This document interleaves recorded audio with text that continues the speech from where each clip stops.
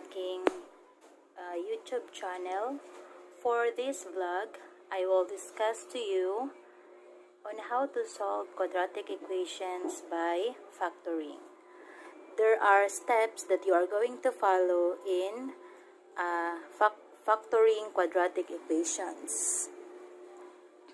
So here are the steps. The first one, you are going to transform the quadratic equation into standard form if necessary. So if ang given quadratic equation, if hindi pa siya nasa standard form, kailangan mo pa siyang i-transform to standard form. But if nasa standard form na siya, no need mo na siyang i-transform pa to standard form. Then the second one, you are going to factor the quadratic equation. So after mong i-transform yung quadratic equation to standard form, you are going to factor na the quadratic expression. The third one, apply the zero product property by setting each factor of the quadratic expression equal to 0. So this is the zero product property. Zero product property, if the product of two real numbers is 0, then either of the two is equal to 0 or both numbers are equal to 0. Then, the fourth step, solve each resulting equation. So, after mong makuha yung factor ng quadratic equation, you are going to find na the values of x. You are going to solve na. Then, the last step, check the values of the variable obtained by substituting each in the original equation. So, after mong makuha yung values ng x, i-check mo if yung mga values na nakuha mo, sakto ba? So, ang kailangan mo lang gawin is, yung values na nakuha mo, substitute lang doon sa original na equation. So, I have here an example. Example number 1, x squared plus 3x minus 4 is equal to 0. So as you can see, the given equation is already in a standard form. So x squared plus 3x minus 4 is equal to 0.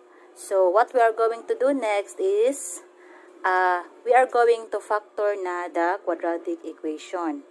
So, ipapakita ko sa inyo kung paano. So, number 1, ito, i-zoom lang natin para makita nyo. Yan. So, x squared plus 3x minus 4 is equal to 0. Diba yung standard form is this one? ax squared plus bx plus c is equal to 0.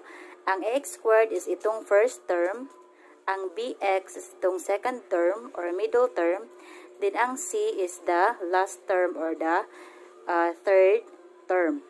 So the first thing we have to do is we are going to find the factors of the last term, which is negative 4. This one, I color the number red para ma-identify nyo. So, we are going to find the factors of negative 4. So, maghahanap tayo ng numbers na kapag i-multiply natin, the result or the product is negative 4. So, here are the numbers. Negative 4 and 1. Positive 4 and negative 1. Then, negative 2 and positive 2. So, lahat sila, kapag i-multiply mo, result of negative 4, diba? Negative 4 times 1 is negative 4. 4 times negative 1 is negative 4. Negative 2 times positive 2 is also negative 4. So, next natin gagawin is, i-add natin tong mga factors at dapat yung result is itong nasa middle term. Dapat yung result is positive 3. So, i-add na natin. Ito, negative 4 and 1. Negative 4 plus 1 is equal to negative 3. So, mali. Kasi yung middle term natin dapat positive 3. Hindi siya positive 3. Negative 3 ang result. Then, the next one, 4 and negative 1. So, kung i-add natin, 4 plus negative 1 is equal to positive 3. Sakto o hindi? Okay, very good. It's correct because the middle term is positive 3. So, nakikita na natin, di ba? Yung factor is 4 and negative 1. Kasi kapag i-multiply natin itong dalawang number na to, the result is negative 4. Then, kung i-add natin, the result is positive 3, which is the middle term. The last one, itong negative 2 and 2, hindi siya factor kasi kapag in-add mo, 0 ang result. So, the factors are positive 4 and negative 1. So, babalik tayo. Okay, so meron tayong factors. So, magiging ganito na siya.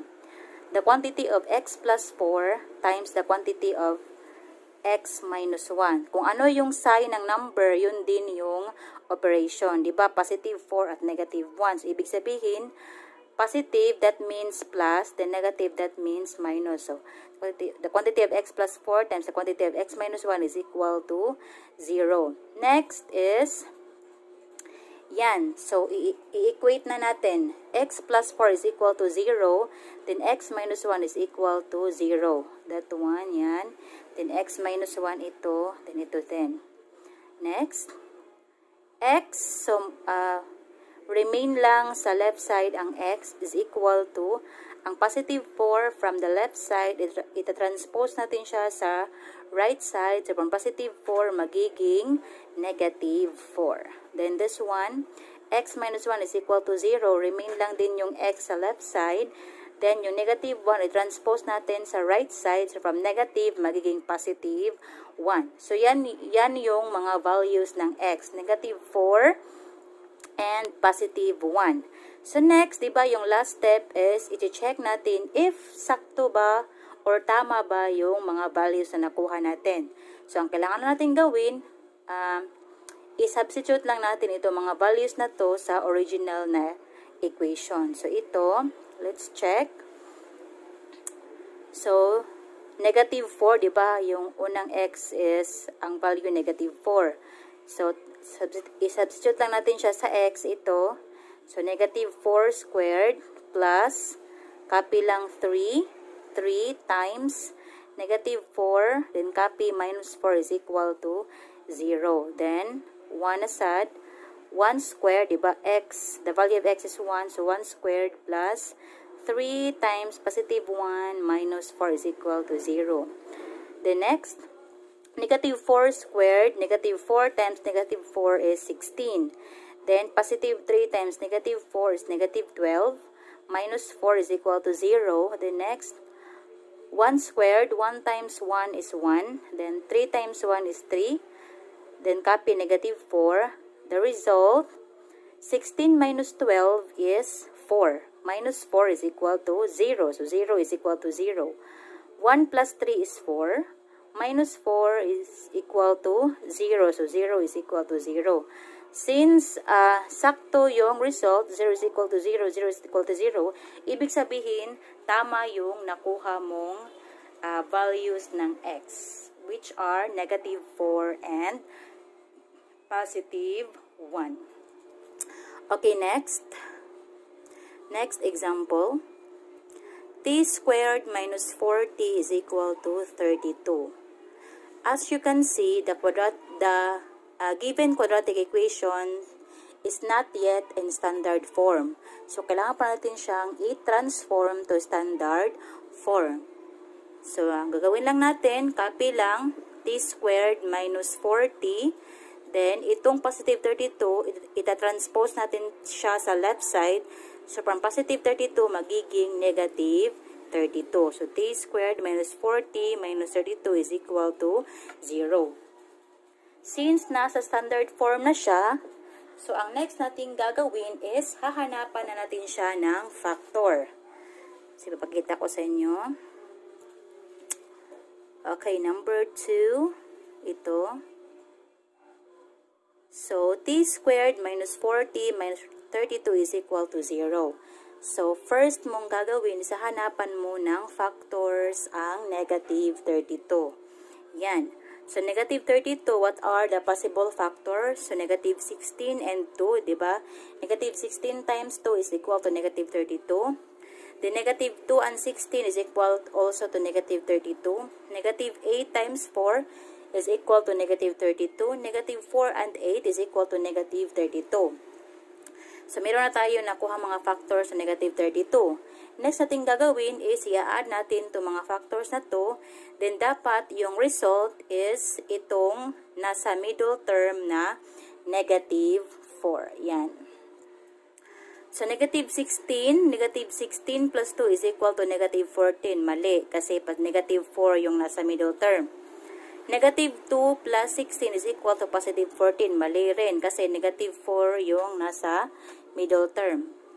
Negative 8 plus 4 is equal to negative 4, which is correct because our middle term is also negative 4. So, ibig sabihin, yung factors na hinahanap natin are negative 8 and positive 4. How about this one? Negative 4 and 8. Negative 4 plus 8 is equal to positive 4, which is wrong. Kasi negative 4 yung middle term. So, our factors is negative 8 and positive 4. Okay, babalik tayo.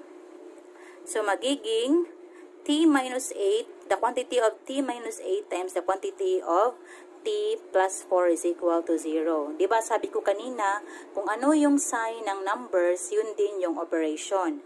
So, negative yung 8, ibig sabihin minus, then positive yung 4, ibig sabihin plus. Then, i-equate na natin, t minus 8 is equal to 0. Sorry, hindi ko siya nalagyan ng space ha. T minus 8 is equal to 0, then t plus 4 is equal to 0.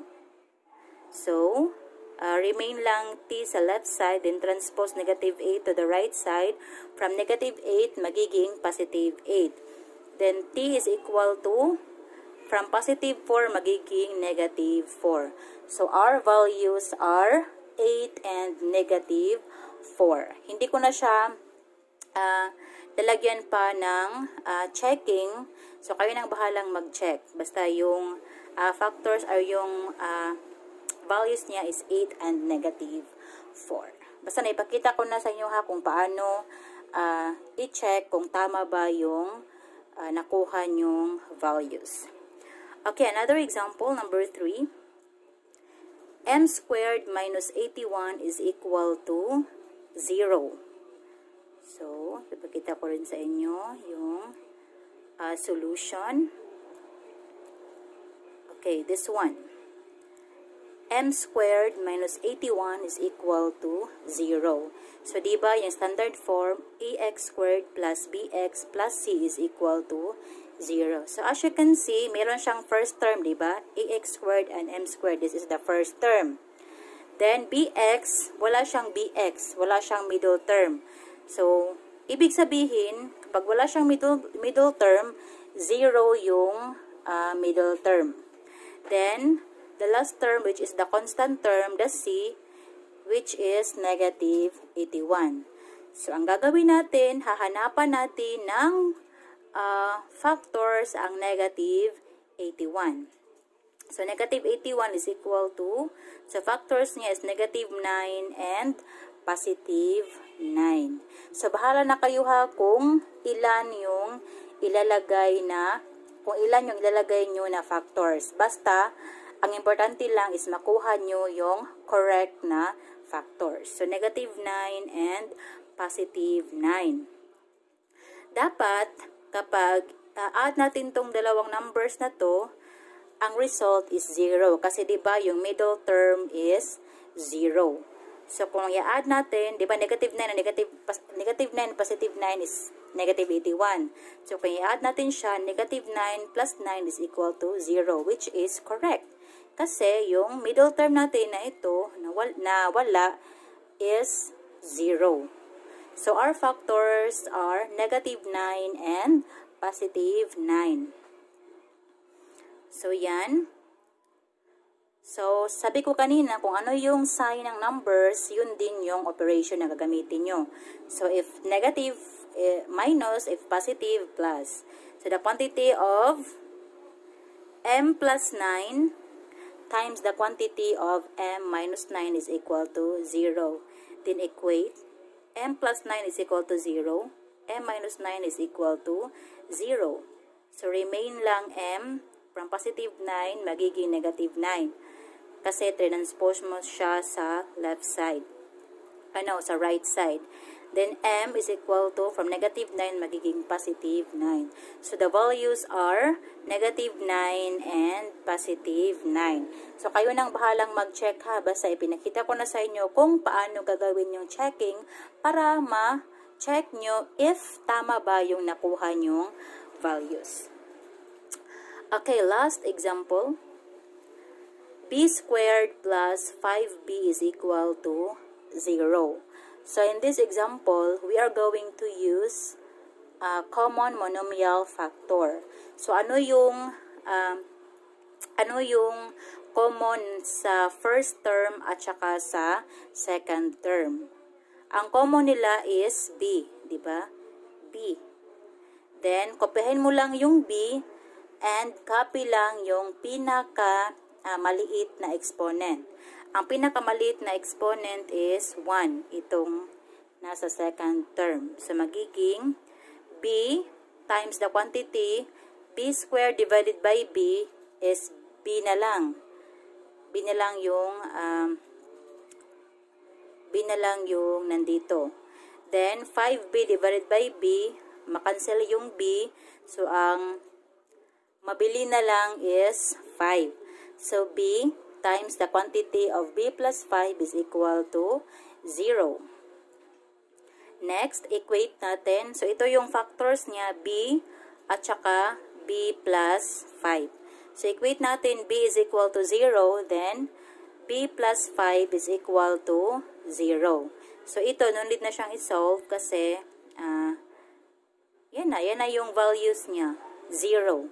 Then ito, b plus 5 is equal to 0. So, the result, copy lang b, then transpose positive 5 to the right side. From positive, magiging negative 5. So, therefore, the values are 0 and negative 5. So, yan. Kayo nang bahalang mag-check ha. Basta alam niyo na kung paano i-check. Kung para tingnan nyo kung tama ba o mali yung nakuha nyong values. So, if you have questions regarding on how to solve quadratic equations by factoring, just comment down below. Thank you for watching. Bye!